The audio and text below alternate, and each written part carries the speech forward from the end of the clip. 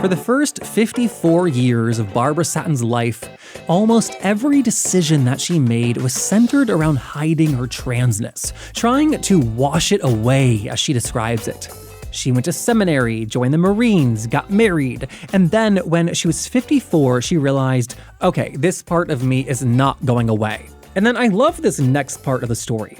A couple of years later, when she shared with her son that she was trans, he said that he'd been waiting for her to tell him, and he'd even gone so far as to find a trans-affirming therapist for her.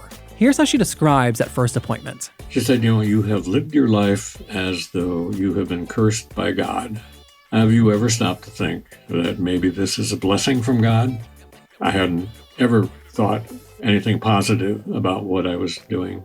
I realized that it hadn't been much fun living life as being cursed by God. I thought I would try and live it as a blessing from God. And basically that's what I've done for the last 20, almost 30 years. Since then, she has devoted her life to this ministry of presence, being a trans presence in and out of our community. And that part is crucial.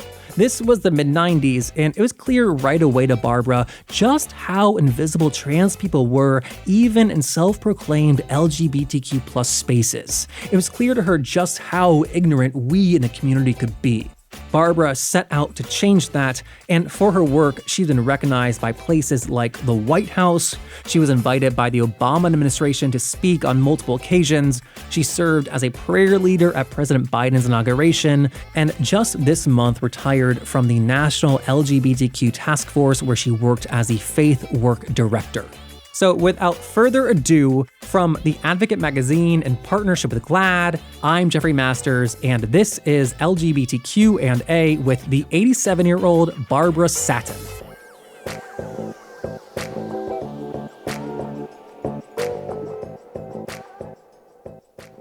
One of the reasons I was excited to talk to you was because, frankly, I don't know any other trans people who are your age. You're 87. I hope that doesn't sound rude, but sometimes the way the general public talks about being trans, it's as if it's this crazy new thing that kids invented. And as we know, that's not true. Well, to some of us, it was just invented because when I first began to realize that I had something going on, I was maybe 5 or 6 years old. I was born in 1934, and we had no words for what was going on. We had transvestite, which today is sort of a pejorative term, but nothing else. And I knew nothing about the feelings that I had. I knew what I felt, but I didn't have anything to model that after or compare it to. I came out basically at 60, and I came out at a time when we were just beginning to be understood.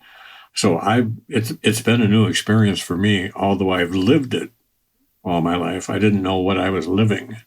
It just was something that I knew was different and probably would be a threat to me if I exposed it to other people. And so back then, without language to describe this, how were you thinking about it, or how would you have described it?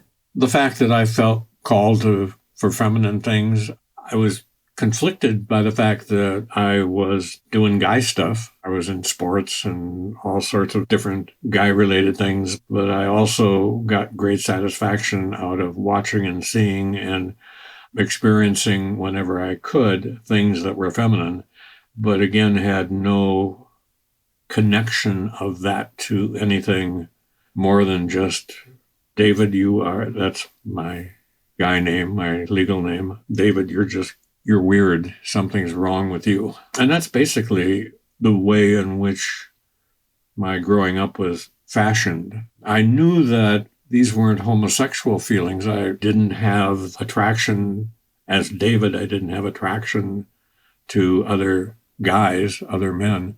But I knew that I would be perceived or understood by others if they ever realized my feelings, that I would be called probably homosexual or queer or fag, whatever was inappropriate at the time. Yeah. Basically, my life was pretty much lived my authentic life was pretty much lived as a lie. I hid most of what I was feeling.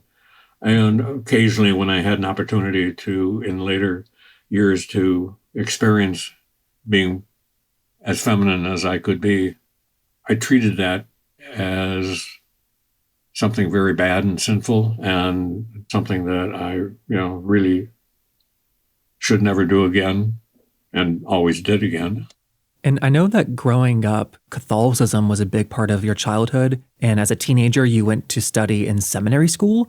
Was your goal to become a priest? Absolutely. My brother, who's now deceased, but is 4 years older than I am, had gone into seminary, and he was my role model. He was somebody I really admired and wanted to be like, and I wanted to do the same thing he did. And I went into seminary fully committed to being a priest and realized that it probably wasn't going to go well if I continued. And part of it was after eighth grade, we went into minor seminary. We lived away from home.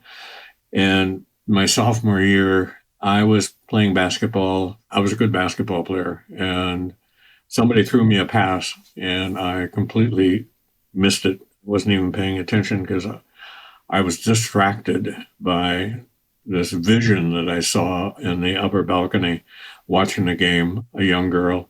To this day, I don't remember what she looked like, but I can tell you exactly what she was wearing. I just loved the outfit. What was she wearing?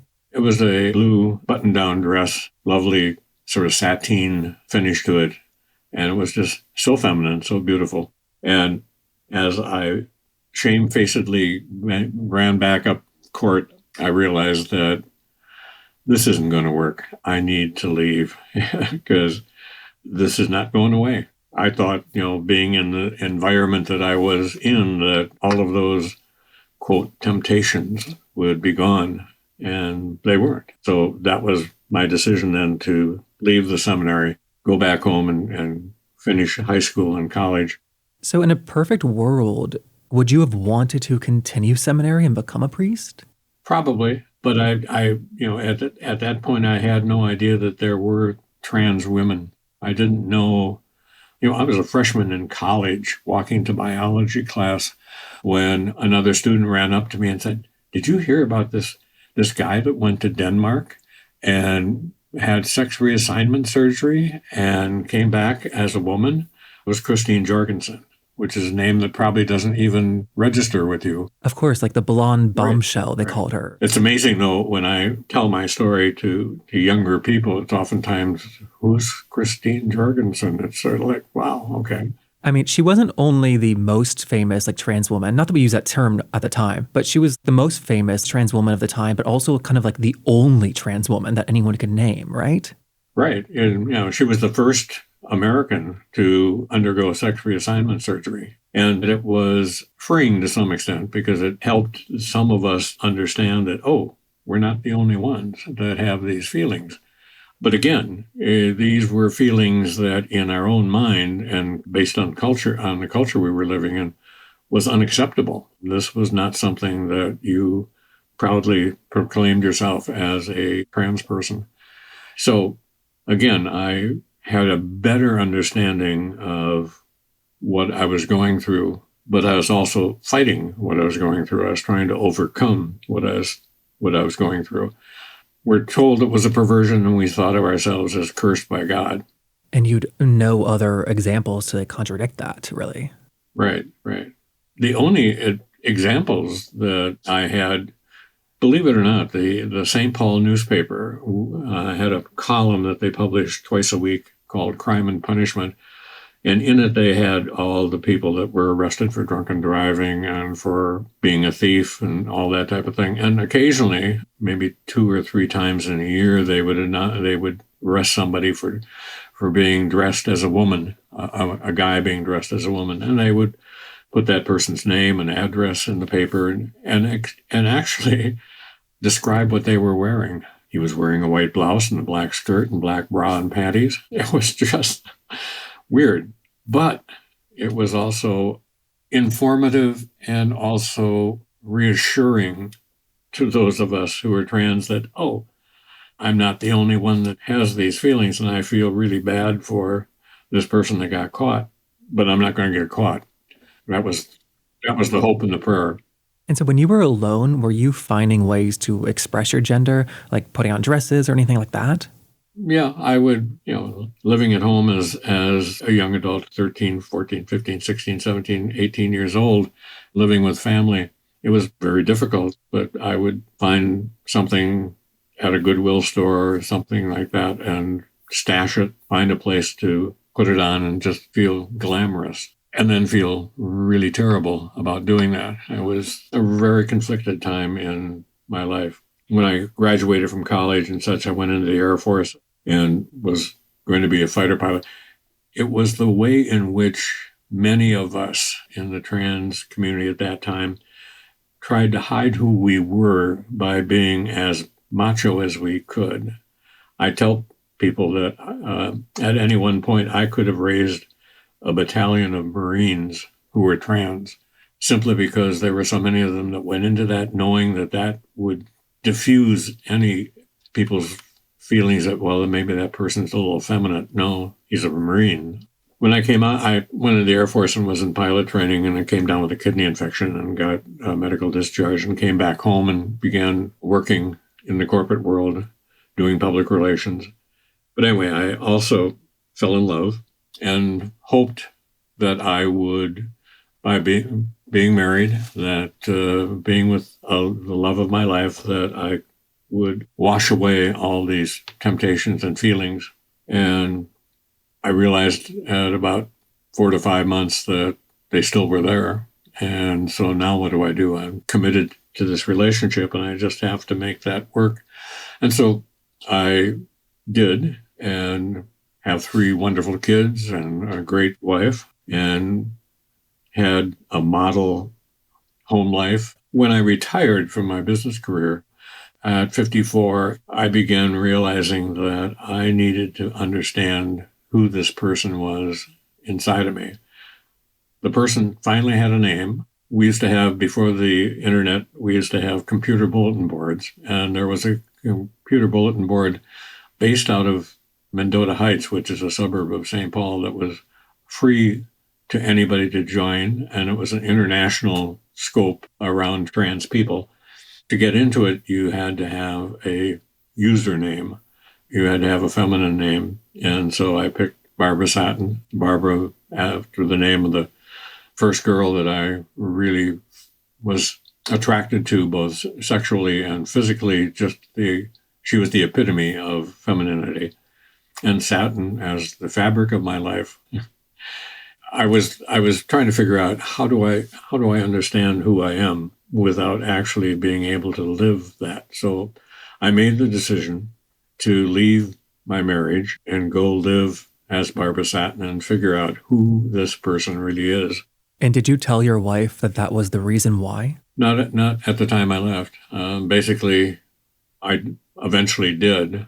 I have to say, though, part of that decision to leave came from my 3 kids that I mentioned. My oldest son is a physical therapist. My second oldest son is a psychotherapist, and my daughter is a cosmetologist. And if you put all that together, I have the best of all worlds. If my body goes, I go to my oldest son. See, I go to him more often now that I'm going to be 88. If my mind goes, I can go to my second oldest, and if I needed my hair colored, which I do, I go to my daughter. So I have all the resources in place to live a great life. And I have. That's the best reason to have kids I've ever heard. My second oldest son, after I had been retired for a couple of years, called me and asked me if I would go to have a beer and a hamburger with him and just chat. And I thought, well, this is my son going to ask Dad for some advice. And it turned out not to be that at all. It was basically my son saying, something's going on with you that we're really concerned about because you are so different. You are more harsh and critical, short-tempered, and that's just not you. What's going on? And I said to him, Jamie, I'm going to tell you something I've never told anybody. I'm transgender. And there wasn't even a pause, and he put his hand on mine and said, Dad, We've been waiting for you to tell us. They had figured it out. And I keep telling that to people that I've worked with over the years that have struggled with their gender identity and gender expression. I said, keep in mind that you think you're living this great secret life, and, maybe people have already figured out what's going on with you or have suspicions of what's going on with you. My kids did. My son said, would you ever think about going to see a therapist? And I said, well, I never have, but, I would. So he arranged for me to go to a therapist. Wouldn't be appropriate for me to go to him nor anybody within his clinic. So we found somebody else. And my first appointment with her, I went as Barbara and basically sat down and just sort of opened up my head and just let everything come out, all the things that I had been hiding for 60 years, the feelings, the concerns, the frustration, the anger. And her reaction to me was very simple. She said, you have lived your life as though you have been cursed by God. Have you ever stopped to think that maybe this is a blessing from God and that maybe God has blessed you with this gender identity and expression? I hadn't ever thought anything positive about what I was doing. And I realized that it hadn't been much fun living life as being cursed by God. I thought I would try and live it as a blessing from God. And basically that's what I've done for I was 60 then, so I'm 88. That's almost 30 years. It opened up a lot, and that was what basically led me to realize I have to figure out and live as Barbara to see what this is all about. And so that's when I left. And I'd been very, very active within the Catholic Church. Even though I knew I wouldn't be honored or blessed within the church, I was very active. I was the chairman of the Archbishop's Council in the Minneapolis-St. Paul Archdiocese and all sorts of good stuff. I'm very proud of the things that David accomplished in his lifetime, just as I'm very proud of the things that Barbara has accomplished in hers. And I don't want to erase David. I want to celebrate David. Well, I also celebrate Barbara. So when I left, I realized that there was probably no place for Barbara within the Catholic Church. And so I basically left the Catholic Church and began living a spiritual life on my own. And that didn't satisfy me in many ways, simply because I missed the idea of worshiping with community within a faith congregation. I think that's so interesting because, this didn't turn you off of religion completely. I think there's a version of the story where you say that you never entered a church ever again. No, never at all. So what kept you coming back and wanting to seek out a religious community? I think it's the life that I had lived, both within my birth family and within my own family, was always God-centered, and that meant a lot to me. And, I thought, well, I'll just have my relationship to God on a more personal basis without the bells and whistles of liturgical worship. And I realized that part of what made that so meaningful to me was the sense of community that you have with others that are worshiping in the same faith community. So I decided I'd see what I could find, and I found an LGBTQ church in Minneapolis called Spirit of the Lakes.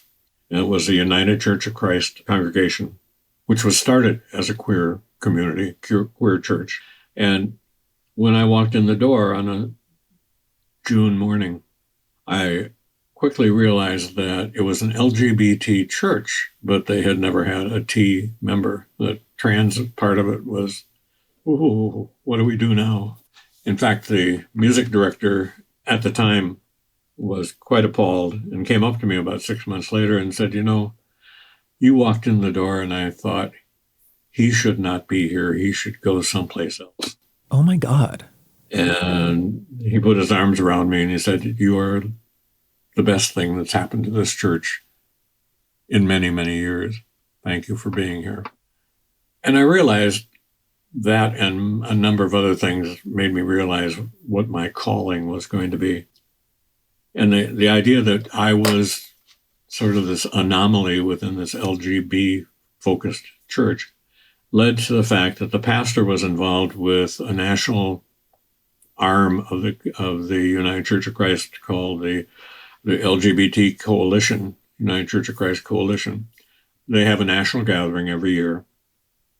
And they had never had a conversation around the T part of LGBT.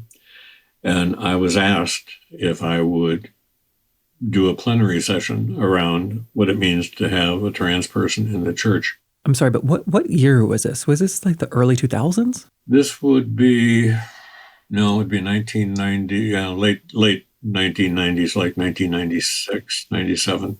Late 90s, okay. So they asked me if I would do this, and I was apprehensive because I really had just been out, and I was just still feeling my own way.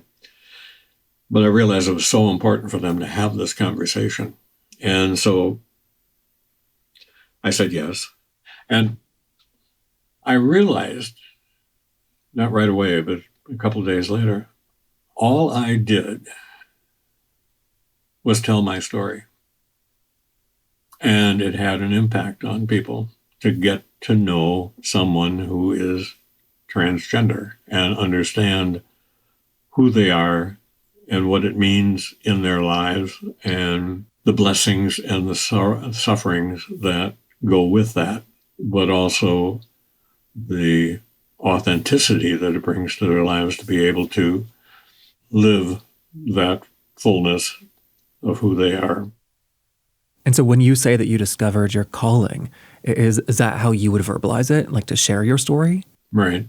It's what I basically have made my ministry of presence. I realized that my ability to be out, and at that time that still was a challenge, my ability to be out as Barbara had an impact on people.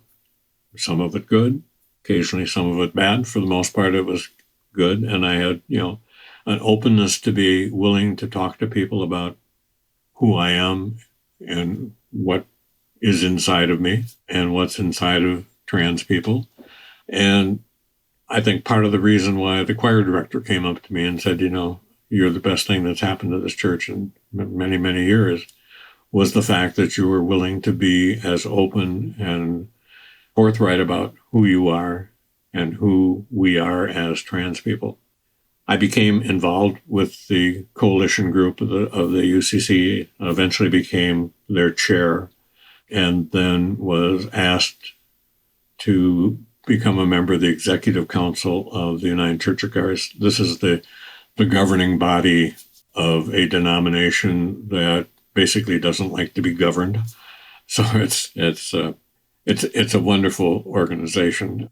I know that you spent many years also at the National LGBTQ Task Force, where you just retired from. You spent so many years being so productive, for lack of better words. Like, are there things you still have that you want to do? Or are you I don't want to say winding down, but are you, I'll just say it. Do you feel like you're winding down?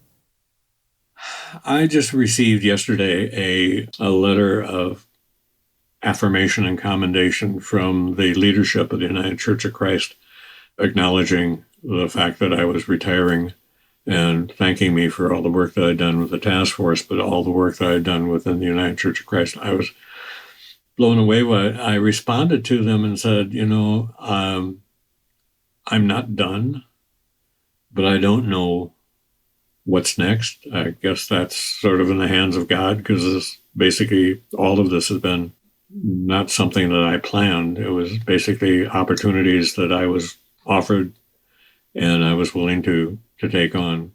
So I want to spend time with my family. I went back to my marriage and my wife and I are growing old together, and it's fun. some mornings when you get out of bed, doesn't feel like fun, but for the most part, it's fun. It's a wonderful time in our lives, and I want to enjoy that with her. But I'm also realizing that there may be things that I understand from the way people respond to what I've done, that I have visibility that I never really thought about. So we'll see whether there are other things that I can do that would be of value. The ministry of presence still is an important part of who I am. Is that a terminology that you created?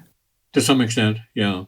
Actually, a young seminarian, had used it about me, something along the lines of, what you're doing is like this ministry of presence. And I thought, wow, I wanted to be a minister, and I'll just take that on. When I first began exploring who Barbara was, I became involved with a trans group in the Twin City area called City of Lakes Cross-Gender Community. And we had about 400 members. Wow. Yeah. That's a ton. Oh, yeah. But you'd never know it, because we met in the basement of a gay bar in St. Paul, and you never knew when the meetings were going to be or the time, because it was so secret. You had to go through 2 different interviews to even get accepted, and then you had to have, access to the information about when the meetings are going to be. We had people standing at the doors, sort of a sergeant at arms type of thing. It was a scary time for people. They wanted the opportunity to be together and to sort of be with people like themselves, and to, talk about their concerns, get fashion tips and makeup hints and all that type of thing. But we were meeting in the basement of a gay bar, and we're part of this LGBT acronym. And I would often I eventually became the president of the organization, and I kept getting comments from people, I'm not gay, I'm not queer, why are we in a gay bar? And I would say, well, it's the only place that would accept us. That they don't care who we are, they don't know who we are, they don't respect who we are, they don't affirm who we are, they're sort of apathetic to who we are, but they don't mind us being there and buying drinks and having food and having our meeting once or twice a month. So I realized that, part of our problem as a trans community was the fact that, as part of this LGBT acronym, the LGBT part of it didn't care or understand who we were, and they needed to. So I basically left the City of Lakes group to fend for itself, and they did very well. They found other leaders, and I began to make it my job to become active within primarily gay organizations. And so I don't think there's more than maybe 1 or 2 gay organizations within the Twin Cities that I wasn't on their board, because I felt it was so important for them to have an understanding of who we are, and to actually see somebody and interact with somebody, and to know and respect a trans person as a positive role model for their organization. And so I've been on activist groups, I've been on philanthropic groups, I've been on HIV/AIDS groups. If there was a gay group that I knew somebody who was part of it, I would ask them, is there any interest in having a trans person on that board? So that was part of the early part of my ministry of presence, which at that point I didn't realize was a ministry, but it was so important for the trans community to be visible to the LGBT community. And it's not as though the trans community is separate. You're in a same-sex marriage. Right. And, as Barbara, I have an attraction to men, which I don't have as David. That's a dichotomy in my mind that I still don't understand. Oh, so you were 60 in realizing that you're also bi. Mm-hmm. Oh, how funny. I know. So my connection to the task force goes back to the fact that in 2006, And they realized after the queer community basically had lost a number of fights around marriage equality, particularly in California, that the way in which faith communities were successful in anti-queer stuff, it was basically a question of the fact that progressive faith communities hadn't been approached or provided the opportunity to do things around progressive issues and LGBT issues. And it's been a marvelous experience because we focused on the idea of helping churches understand why it was important for them to be welcoming and affirming to LGBTQ people. And we have been very, very successful in that. Then the next step was to take that affirmation and take it outside of the four walls of the church and take it out into the streets. And we've been relatively successful in that. For a lot of denominations, doing activism isn't in their DNA.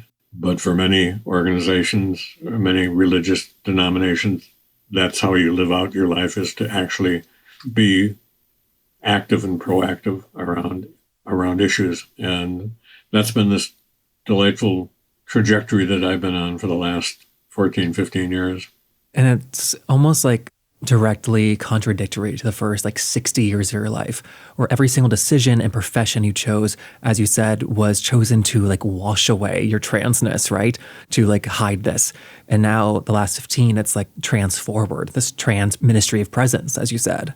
I marvel at the journey I've been on. And it's been one that I've been blessed to be given the opportunities and thrilled that I had the time, energy, and courage to step forward and say, I'll do that. Can I ask you, as a spiritual and religious person, has that colored how you think about death and what happens after? As I said earlier, I want both David and Barbara to be honored. And David has a large, growing smaller simply because of our age. I have a large contingent of people who know who I am as David and all the things that I've done as David. They, in many cases, have no understanding of Barbara. And so I'm going to be cremated. I'm going to have 2 funerals.